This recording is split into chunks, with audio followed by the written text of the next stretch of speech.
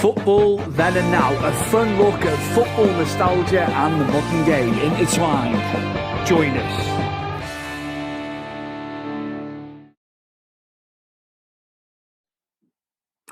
A warm welcome. This is episode 104 of Football Then and Now. We look at nostalgic football, but we also look at the current goings on in the world of football. And I have got a guest. I have got a friend of many years on the show, a huge Man United enthusiast, season ticket holder, you name it. It's Mr. Paul Cornwall on Football Then and Now this evening to talk a little bit of nostalgia about the Red Devils.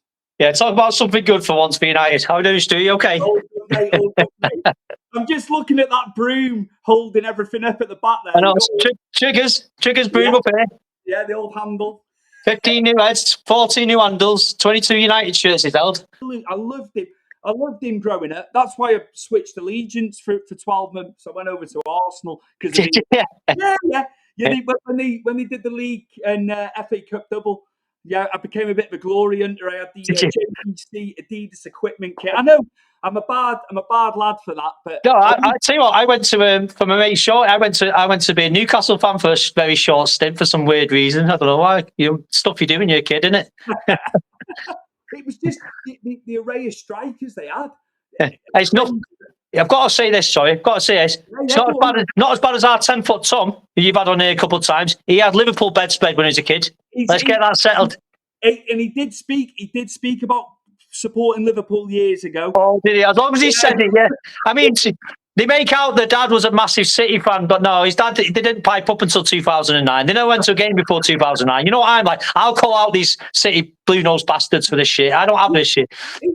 He was very pleasant about United last week when he came on. He said, I am not... It doesn't bother me about... I don't mind United. He said, I hate Arsenal, though. He said, He said, don't like Arsenal, don't like Arteta. I think... I can't... Do you believe Theo Walcott said that to Rooney? Have you seen that when he says to Rooney? No, what was he? He did an interview. He said, do you think your 2008 team would beat this Arsenal team? And Rooney just goes, yeah, we'd batter you.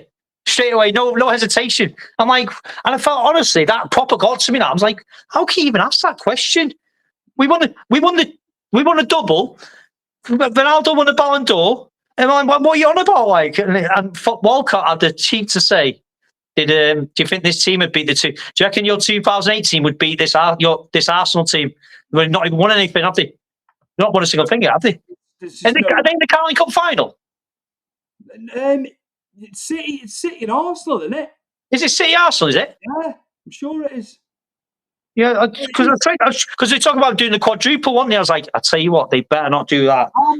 How many times has that been tried? Liverpool, City, yourselves. Nobody's managed to get the four. The trebles happened. Of course, I think Bayern Munich are the only team who've done it, aren't they?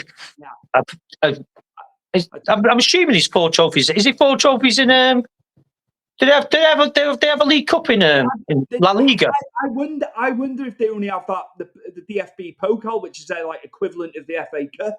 Yeah, I don't think there's two. I don't think there's 2 cup tournaments in Germany. I think we're the only nation that does 4 cups, isn't they? Yeah. We are actually. We're essentially just the Super League now that everyone kicked off about, aren't we? We're the Super League now, aren't we? But I'm glad that didn't happen, Paul. Yeah. Oh God. Well, where did Thingy playing? Where did the El Clasico get played not long ago? They go to UAE and Saudi, don't they, to play it? Which has been a thing for years. But Italy, I think the cup, their cup, that was played. They do it over there as well. Do you know why they're doing that? Because they know they can't compete with you. They've got to do that to try and stay relevant, haven't they? Because they've got they won't be able to stick with They won't be able to stick with the numbers. They can't compete with the numbers of Premier League, can they? Make the big money there doing that. No. Take a load of money from the Saudis and over there. Who gets the money for that though? Well, then 2 teams get the money for that. I'll just go to the league and then every team gets a share of it. I don't know how they divvy it out and how they split that. I'm not. Because you know what? It's shit on the fans. That isn't it? All the Spanish fans, the El Clasico fans who go every year. Who can afford to go watch the game there? It's ridiculous, isn't it? It was a league game, wasn't it? It was a proper El Clasico league game as well, yeah? They've done like the cup, they've done cups and like the Super Cup and all that over there. They've done all sorts of different. They've done all sorts, mate. It's just, I think that's shit on the fans. I think it's naughty, man. when they were talking about Premier League games going abroad, it's like it can't happen. It No, can't yeah. happen. It can't No, be done. No way.